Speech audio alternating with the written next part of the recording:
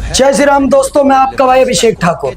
जिस प्रकार से इस देश के अंदर विपक्ष की सारी पार्टियां औरंगजेब का महिमा मंडन करने का काम करते हैं और मुस्लिम समुदाय के साथ कंधे से कंधा मिलाकर के खड़े हो गए।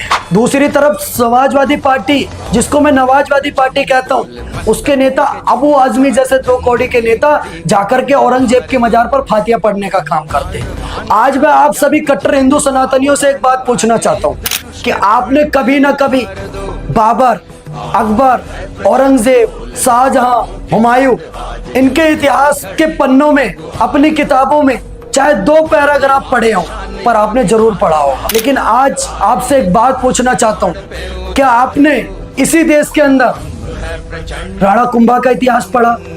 क्या आपने इसी देश के अंदर महाराणा प्रताप का इतिहास पढ़ा? क्या आपने इसी देश के अंदर राणा सांगा का इतिहास पढ़ा? क्या आपने इसी देश के अंदर गोकुला जाट का इतिहास पढ़ा? क्या आपने इसी देश के अंदर दादा सूरजमल का इतिहास पढ़ा? नहीं पढ़ा हो। अगर किसी ने भी 2 पैराग्राफ से भी ज्यादा अपनी किताबों में पढ़ा हो तो कमेंट सेक्शन में जरूर बताइएगा। ये इतिहास कब आपको पता चलता है? जब कोई आकर के आपके वीर शूरमणियों पर टिप्पणी करने का काम करता है, फिर आप सभी जाकर के गूगल पे सर्च करते हैं और इतिहास जानने का प्रयत्न करते हैं। आज जिस प्रकार से नवाजवादी पार्टी का एक सांसद खड़ा होकर के वीर शिरोमणि राणा सांगा का अपमान करने का काम करता है, क्योंकि इतिहास की जानकारी उन्हें पता है कि हिंदुओं को नहीं बताया गया। आने वाले चुनाव में उत्तर प्रदेश के अंदर मैं सभी 36 बिरादरी से हाथ जोड़ करके कहना चाहता हूँ, आने वाले चुनाव में उत्तर प्रदेश के अंदर समाजवादी पार्टी की जमानत जब्त कर दीजिए। आप देखिएगा 6 महीने के अंदर अंदर सबसे पहले औरंगजेब की मजार पर छैनी हथौड़ी लेकर के मौलाना अखिलेश यादव खड़े होकर के नजर आएंगे। क्यों? क्योंकि वोट बैंक की पॉलिटिक्स, वोट बैंक की राजनीति।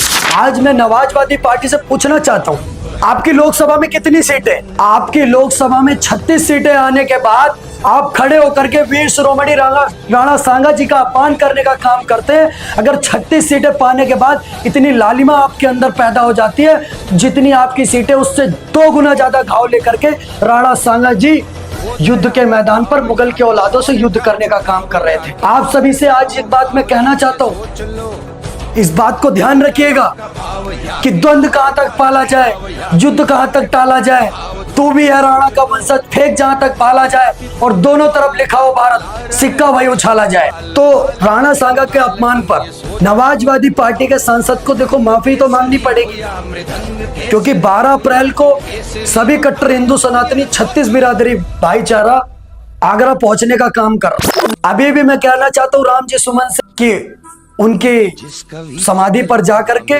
पूरे हिंदू समाज से माफी मांगने का काम करें। आपको ज्यादा कुछ नहीं बोलना है, आपको सिर्फ इतना कहना है कि मौलाना मदनी उलेमा के चक्कर में आकर के मेरी बुद्धि भ्रष्ट हो गई और मुझको राणा जी माफ करना, गलती मारे से हो गई।